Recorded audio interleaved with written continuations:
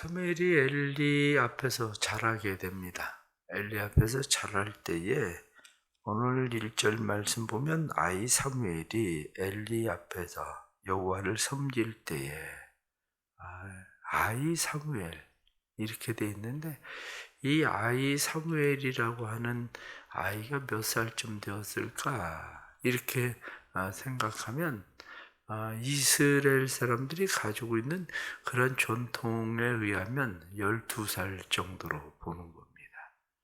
왜냐하면 이스라엘 사람들의 전통이 남자아이가 12살이 돼야 성전으로 보는 거거든요. 그래서 하나님의 성전에서 수종을 들고 이렇게 하는 일들에 대해서 본격적으로 어떤 일들을 맡길 수 있는, 그리고 실질적으로 제사장이 되는 나이는 30살이 되니까 아마 12살 정도 되지 않았을까 이렇게 보는 그런 나이입니다. 그런데 엘리 앞에서 섬겼다 이렇게 성경이 말씀하고 있죠. 엘리에게 가르침을 받고 있었죠. 그런데 여호와의 말씀이 희귀하여 이렇게 말씀한 것처럼 하나님의 말씀이 사람들에게 잘 나타나지 않았다. 그렇게 성경이 말씀하고 있죠. 여기 하나님의 말씀이 보이지 않았다. 이 보이지 않는다라고 하는 말씀이 널리 퍼지다라고 하는 그러한 파라츠라고 하는 말에서 나온 거죠. 그러니까 하나님의 말씀이 널리 퍼져 있지 않았다. 그래서 하나님의 말씀이 사방에서 하나님의 말씀이 들리지 않는 영적인 침체를 지금 상징하고 있는 그런 말씀입니다. 거기에다가 2절 말씀에 보면 엘리의 눈이 점점 어두워서 잘 보지 못한다 이렇게 돼 있죠. 엘리의 눈이 어두웠다. 이때 당시에 엘리의 나이가 거의 100살 돼 가니까 이 엘리의 나이를 생각을 하면 당연히 그때 당시에 눈이 어두워져 가는 것이 당연하죠. 그런데 그냥 육신의 눈이 어두워져 갔다는 것을 이야기하려고 하는 것이 아니라 영적인 눈이 어두워갔다, 영적인 눈이 어두웠다라고 이야기하는 그러한 것을 지금 암시적으로 상징하는 그런 말씀입니다. 그래서 3절에 나타난 말씀이 하나님의 등불은 아직 꺼지지 아니하였으며, 이것도 등불이 아직 꺼지지는 않았다. 이렇게 이 지금 다 영적인 그런 이야기들이죠. 사무엘은 하나님의 궤에 있는 여호와의 전 안에 누웠더니, 하나님의 궤가 있는 곳은 지성소입니다. 그런데 지성소는 대제사장이 1년에 한 번씩 들어가는 곳이 지성소인데 아이 사무엘이 그 안에 들어가서 있었을 리는 없다는 거죠. 아이 사무엘이 그 안에 들어가서 있었을 리가 없는데 성경의 말씀에 궤에 있는 여호와의 전 안에 누웠다 이렇게 말하고 있는 이 말도 암시적인 그런 말이죠. 하나님의 궤, 하나님의 임재가 있는 곳이 하나님의 궤. 그래서 아이 사무엘이 누운 그곳이 바로 하나님의 전이고 하나님의 임재가 있을 곳이라는 그런 암시적인 그런 말씀인 거죠. 이러한 것들도. 뿐만 아니라 4절에 나타난 말씀도 여호와께서 사무엘을 부르시는지라. 이 부르심, 이게 이제 소명인 거죠. 하나님께서 사무엘을 부르시는 소명이 여기서부터 시작이 되는 거죠. 이 부르심의 소명, 이게 우리가 이스라엘 백성들을 보면, 특히 영적 리더를 보면 하나는 제사장이죠. 하나는 선지자고요. 예언자고요. 그런데 제사장은 우리가 맨 앞에서 엘리 앞에서 여호와를 섬길 때 이렇게 말하는 것처럼 제사장은 배워서 합니다. 제사장은. 그런데 선지자, 예언자, 그건 배워서 하는 게 아니라 하나님의 부르심, 소명을 받고 영적 임재가 있어야 제사장이 아니라 선지자가 되는 거죠. 예언자가 되는 거죠. 그러니까 결국 사무엘은 어떤 사람이냐? 그러면 사무엘은 제사장의 일을 배운 사람. 그런데 단순히 제사장의 일을 배운 사람이 아니라 하나님의 부르심, 소명을 가지고 있는 예언자적인 역할을 하고 있었던 사람이 바로 사무엘이 되는 거죠. 그래서 하나님께서 사무엘을 쭉 부르는데 사무엘은 하나님이 자기를 부르시는 줄 모르고 그가 엘리에게로 쫓아갑니다. 여기 말씀에 나타나는 것을 보면 지금 우리가 좀 더 이해를 해야 되는 것은 당시에 실로라고 하는 곳이 5절에 나타나는 말씀을 보면 엘리에게로 달려가서 이렇게 이야기하고 있죠. 지금 누워 있었던 곳이 어디냐면 실로라고 하는 곳이 하나님 앞에 제사를 드리던 이스라엘 백성들이 제사를 드리는 한마디로 성지거든요. 이곳에 하나님의 성전이 있고 그리고 회막이 있고 이 회막 말고 또 다른 여러 처소들이 있었을 것이라고 보는 거예요. 왜냐하면 회막에서 수종들은 여인들이 머무는 곳도 있었을 것이고 사무엘과 같이 어린 아이가 머물러서 그들이 생활을 하는 곳도 있었을 것이고 그냥 회막 하나만 있는 것이 아니라 여러 개의 그런 막사들이 있었을 것이다. 이렇게 보는 겁니다. 그러니까 지금 누워서 자고 있다가 자기가 부르는 소리는 들리는데 실질적으로는 크게 불러도 들릴 수 있는 그런 거리는 아마 아니었을 것이다. 그러나 엘리가 나이가 많아서 주변에 누군가를 그를 도와야 될 사람들이 있기 때문에 그다지 멀리 있는 곳이 아닌 그러한 곳에 머물러 있었을 것이다. 이렇게 보는 거죠. 그러면서 쭉 뒤에 나타나는 말씀을 보면 이 말씀 가운데 13절 말씀을 보면 내가 그의 집을 영원토록 심판하겠다고 그에게 말하는 것은 그가 아는 죄악 때문이니 사람이 모르고 심판을 당하는 것보다도 알면서도 행하지 않기 때문에 심판을 당하는 일들이 많습니다. 왜냐하면 이는 그가 자기 아들들이 저주를 자청하되 금하지 않았다. 저주를 자청했다. 몰라서 우리가 못 고칩니까? 몰라서 못 고치는 것보다 아는데도 불구하고 고치지 않는 거죠. 그런데 그게 망하게 되는 이유가 되는 거죠.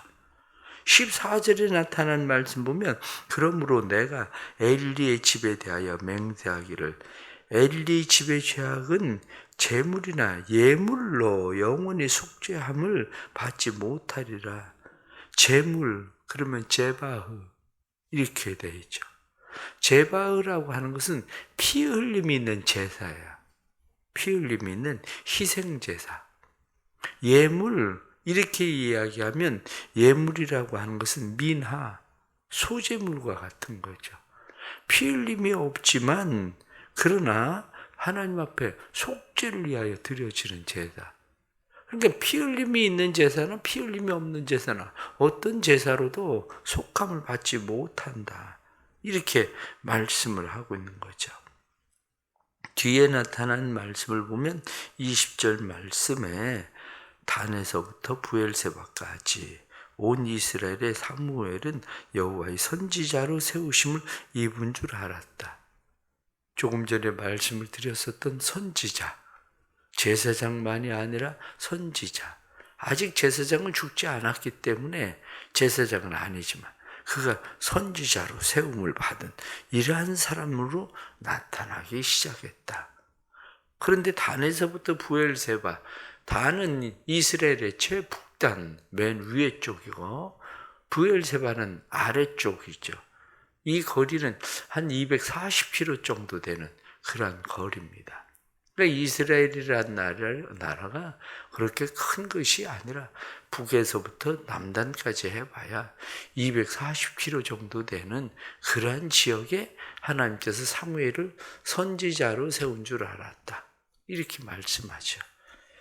오늘 말씀에 나타나는 이 말씀들은 많은 말씀들을 우리에게 말씀하고 있는 그런 말씀입니다.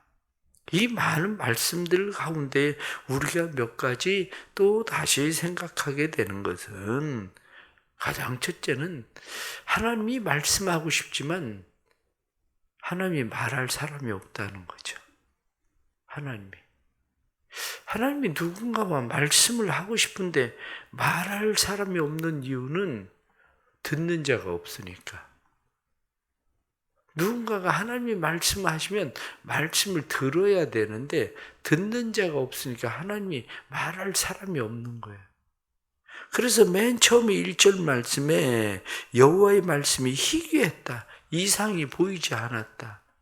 이 이야기는 하나님은 기다릴 수밖에 없었습니다. 사무엘을, 하나님의 말씀을 듣는 자가 없으니. 그런데 사무엘이 그때 하나님의 말씀을 들었어도 사무엘조차도 하나님의 말씀을 듣는 일에 아직 어린 나이였다는 거죠. 그래서 뒤에 나타난 말씀, 21절 말씀 보면 여호와께서 실로에서 나타나시되, 여호와께서 실로에서 여호와의 말씀으로 사무엘에게 자기를 나타내시니라. 하나님이 왜 말씀하고 싶어 하십니까? 자기를 나타내고 싶어 하신 거죠. 자기를 나타내고 싶어 하시는데 자기를 나타낼 사람이 없는 거예요. 그런데 비로소 사무엘과 말씀하시기 시작하면서 소명, 그를 부르시기 시작하면서 비로소 하나님이 말씀하는 사람, 그리고 하나님의 말씀을 들을 수 있는 사람, 이 사람이 생긴 거죠. 문제는 오늘날에도 많은 사람들은 하나님의 말씀을 듣지 못한다는 거죠. 지금도 하나님은 말씀하고 싶어 하는데 하나님의 말씀을 듣는 자가 희귀한 거예요. 하나님의 말씀이 희귀한 게 아니라 문제는 하나님의 말씀을 듣는 자가 희귀한 거. 이게 바로 문제인 거죠. 뿐만 아니라 하나님의 말씀을 들어도 깨달아야 되는데 들어도 깨닫지 못하는 것이 문제죠. 말씀을 듣고 보아도 깨닫는 일, 이것이 필요합니다. 우리가 성경에 나타난 말씀을, 바로를 보십시오. 여기 성경 본문에 그때 당시에 이상이 희귀했다, 이렇게 흔하지 않았다, 이렇게 말씀하는 것처럼 바로나 느부갓네살이나 이러한 사람들이 환상을 봐요. 그래도 꿈을 꿔요. 그래도 깨닫지 못해요. 이상이 흔하지 않는 거. 그런데 이상을 보여주어도 깨닫지 못해요. 심지어는 베드로도 보십시오. 베드로도 환상을 봐요. 하늘에서 보자기가 내려오는 환상을 보게 되지만 보자기가 내려오는 환상을 보아도 그것이 무엇을 말씀하시는지 깨닫지 못해요. 비로소 고넬료의 집에서 사람이 왔을 때야 비로소 하나님께서 이방인도 부르시는 것이구나 라고 그때서야 비로소 깨닫게 되는 거죠. 그러나 사도 바울은 어떻습니까? 사도 바울은 마게도니아 사람이 나타나서 와서 우리를 도우라 이렇게 이야기할 때 사도 바울은 하나님의 부르심이 그곳에 있구나, 그것을 깨닫고 마게도니아로 그는 복음을 전하러 가기 시작해요. 이게 바로 오늘날 우리가 보고 깨닫는 그런 일들이 우리에게 필요한 거죠. 보고 깨닫는 일. 결국 오늘 성경에 나타나는 이 말씀들을 보면 하나님께서 엘리의 집에 대해서 어떤 죄악, 어떤 재물이나 그 예물로도 그들의 죄악을 사함받지 못한다, 이렇게 이야기하는데, 이들이 지금 무너지는 사람은 특징이 있습니다. 무너지는 사람의 특징은 듣지 않는 자야. 자기가 듣고 싶은 소리만 들어요. 다른 사람의 이야기가 아무리 이야기를 해도 자기가 듣고 싶은 소리 외에는 듣지 않습니다. 이 무너지는 사람, 망하는 사람들 보십시오. 보지 못해요. 어둠 속에 갇혀 있어요. 희망이 없어요. 희망을 보지 못해요. 이상을 보지 못해요. 그러니까 무너진 사람은 마음이 무너져요. 희망이 없어서. 마음이 어두워요. 어둠 속에 갇혀 있어서. 이러한 사람들 뿐만 아니라 자기의 삶을 고쳐야 되는데 고치지 않아요. 깨닫지 못하는 것뿐만 아니라 깨달으려 하지도 않고 행하려 하지도 않아요. 사실은 깨달아도 행하지 않는 게 문제인데 깨닫지도 못하지, 깨달아도 행하지 않지. 가장 중요한 것은 오늘 성경 본문에 나타난 말씀처럼 자기도 아는 죄라는 거야. 저주를 자청했다는 거야. 금하지 않았다는 거야. 우리가 신앙생활을 하면서 우리가 모르는 거 그렇지 않아요. 모르는 것보다도 내가 아는 것을 지적하면 화가 나는 거예요. 사람들은. 제가 설교를 할 때에 설교를 강하게 하는 설교는 거의 한 가지입니다. 제가 아주 강하게 하는 설교는 거의 한 가지. 구원에 대한 문제에 대해서는 저는 아주 강하게 얘기합니다. 쉬운 말로 그러다 지옥 간다. 그 얘기 하고 싶은 거예요. 지옥 갈 거다. 그 얘기 하고 싶은 거예요. 아주 강하게 얘기합니다. 사람들이 기분 나쁠 정도로. 사람들이 그 이야기를 듣고 돌이킬 거라고 생각하느냐? 그렇지는 않습니다. 기분 나빠서 이 설교 들어서 이 교회 그만둬야 되나 싶을 정도로 기분 나쁠 거라는 거 모르는 거 아닙니다. 그런데 저는 들어야 된다고 생각하고 하는 겁니다. 왜냐? 그건 스스로 본인들이 결단해야 되는 거지, 결정해야 되는 거지. 왜? 알고 있거든. 화가 난다는 이야기가 무슨 얘기냐면 나 구원받지 못한 것 같은데 라는 생각도 드는 거예요. 그러면 점검해야 돼요. 그러면 제가 그거 말고는 교회에서 막 열을 내서 막 제가 세게 설교하는 설교는요 그렇게 없습니다. 구원에 대한 문제 얘기할 때는 제가 조금 심한 말로 독하게 얘기합니다. 왜? 그건 내가 해야 될 일이니까. 그게 오늘 성경 본문에 나타난 말씀 보면 엘리가 사무엘에게 그렇게 이야기합니다. 하나님 너한테 무슨 이야기 하시더냐? 그러고 이야기해요. 하나님께서 내게 무슨 말씀을 하셨는지 그거 다 나한테 얘기해라. 17절 말씀에 하나라도 숨기면 하나님이 내게 벌을 내리시고 또 내리시기를 원하노라. 이게 무슨 이야기입니까? 누가 지금 말씀을 이 이야기를 해야 옳은 겁니까? 하나님이 에스겔 선지자에게 하실 때 이 얘기한 거거든요. 듣든지 듣지 않든지 얘기해라. 얘기하지 않으면 내가 너한테서 핏값 찾을 거다. 지금 여기 하나라도 내게 숨기면 내게 벌을 내시고 또 내리시길 원하노라. 이게 맹세에 대한 이야기예요. 맹세할 때 재물을 갈라서 당신이 어기면 이렇게 될 거다. 이 얘기하고 있는 거예요. 이게 하나님이 하셔야 되는 얘기지 엘리가 해야 되는 이야기 아니에요. 그런데 엘리를 통해서 하나님께서 사무엘에게 그에게 말씀하게 하시는 거라고요. 우리도 마찬가지예요. 하나님께서 우리에게 말씀하실 때 몰라서 안 하냐? 그렇지가 않아요. 몰라서부터 보다가 아니라 이런 설교 더 이상 듣고 싶지 않다. 그래 떠나는 거예요. 자청하는 거예요. 저주를 스스로. 그럼 망하는 거예요. 그런 설교 안 듣고 그냥 귀에 좋은 소리, 내가 듣고 싶은 소리만 들으면 결국에는 망하는 겁니다. 결국에는. 그게.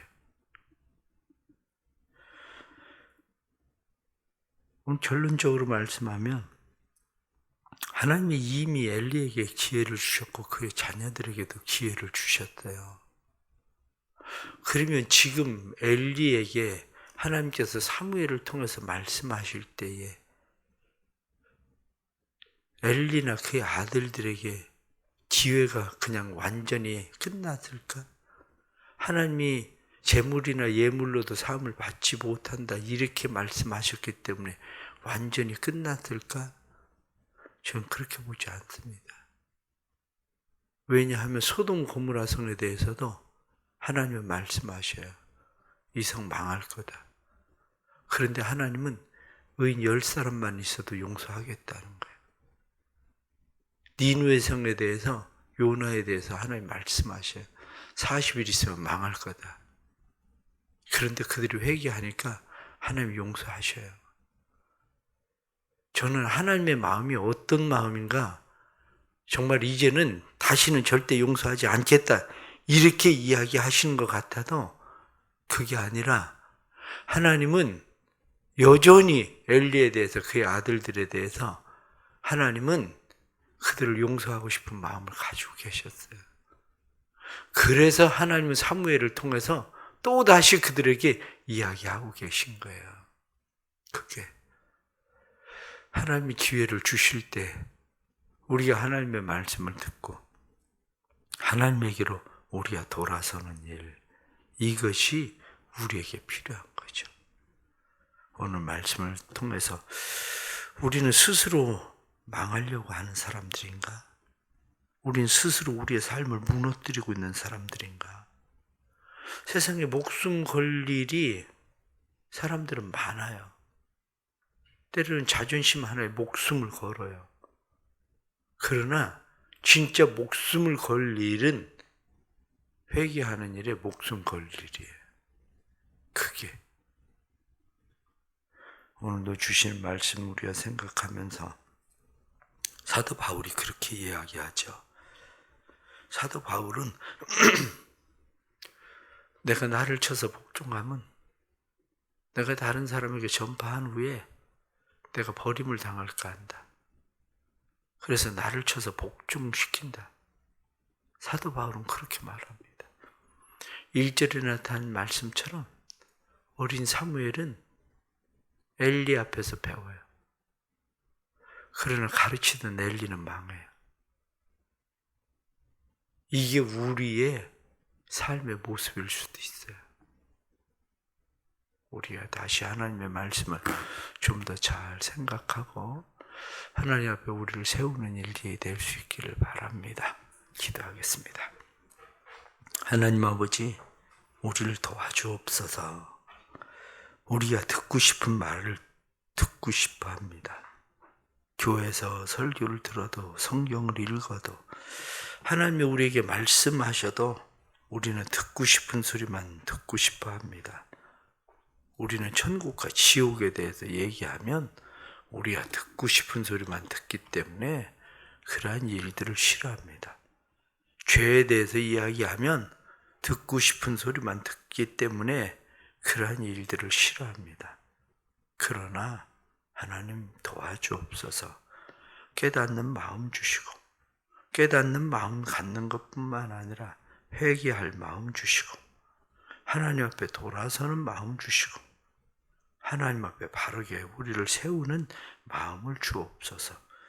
그래서 하나님 앞에 우리를 온전히 세우는 그러한 은혜가 있도록 우리를 도와주옵소서. 하나님께서 이 땅에 은혜 베풀어 주셔서 하나님이 말씀하고 싶어 하시지만 하나님의 말씀을 듣는 사람들이 없음을 하나님 안타까워하시고 이상이 하나님의 말씀이 희귀하고 없는 것이 아니라 하나님의 말씀을 듣는 자가 없고 그것을 볼 줄 아는 자가 없다는 것이 우리의 문제라는 것을 다시 깨닫고 저희들이 늘 우리 자신을 쳐서 복종시키고 하나님 앞에 우리를 온전히 드리게 해 주셔서 특별히 하나님의 말씀을 전해야 되는 자들이 이것을 전하지 않으면 하나라도 숨기면 내게 벌이 더할 거다 하고 말씀하는 하나님의 엄유하신 말씀들이 들려지게 해주셔서 사람들이 듣기에 좋은 소리가 아니라 하나님이 말씀하고 싶어 하시는 말씀을 말하는 자들이 될 수 있도록 도와주옵소서.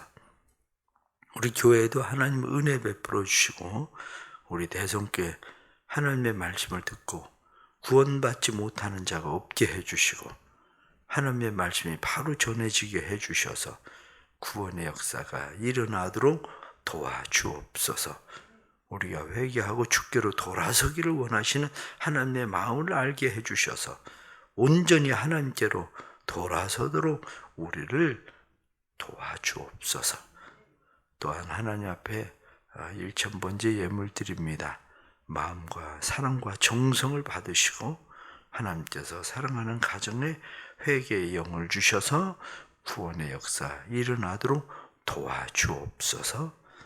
예수님의 이름 받들어 기도드리옵나이다. 아멘.